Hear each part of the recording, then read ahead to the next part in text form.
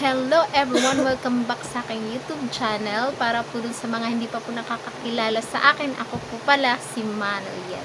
So, sasagutin ko lang yung tanong sa comment section na magkano daw yung budget kapag bibili ng ganito. Ayan po.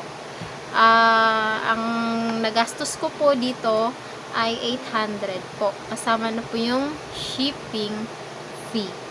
Ayan po. So, kasama na yung shipping fee. And, may option ka po. Halimbawa, ikaw ay nagtitipid. So, hindi mo afford yung 800. Meron ka pong option kapag gusto mong bumili nito. Bali, ito po, ayan, ito po ay halagang 300. Ayan. Pero meron ka pong mabibiling mas mura pa po sa 300. Bali, maghanap ka lang sa Shopee. Ayan. Hanap ka lang sa Shopee ng mura dito. Kasi marami naman pong nagtitinda doon. Marami kang pagpipilian. Ayan. Pagpipilian. And ito po, ito, ganun din po. Nasa 300 or 200 something, ganyan. Medyo mahal ito. Yan.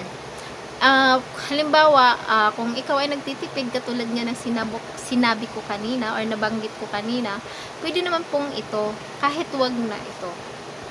Yan. Kahit wag na to, ito na lang. Kasi, pwede naman po siya isaksak dito, ganyan po. Ayan po. So, alam ko tayo ay meron po talaga tayong ganito sa bahay dahil ito po ay ginagamit natin kapag nagcha-charge po tayo ng ating mga cellphone. Ayan. Ayan po. Ayan. And, ganyan po itsura niya. Ayan, i-charge mo, isaksak mo ganyan. So, ganito po yung itsura niya.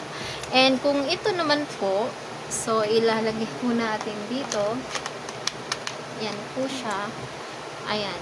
So, kapag full charge, nakatayo siyang ganyan. So, maganda siya tingnan kasi nakatayo talaga siya. Maayos siya tingnan. Ayan. And, kung low bat naman, pwede mo siyang ihigang ganyan. Then, dito mo isaksak yung charger. Ayan. Ayan. So, maganda siya. Kasi meron siyang frame talaga. Yung lagayan talaga niya. Stante. Ganyan. So, nakatayo siya. Unlike dito, na ganyan. Pero kung may extension naman, din okay naman. Nakatayo din siya. Ganyan. So, nasa iyo na po. Ikaw na pong bahala magdesisyon kung ano yung gusto mong bilhin. Ayan.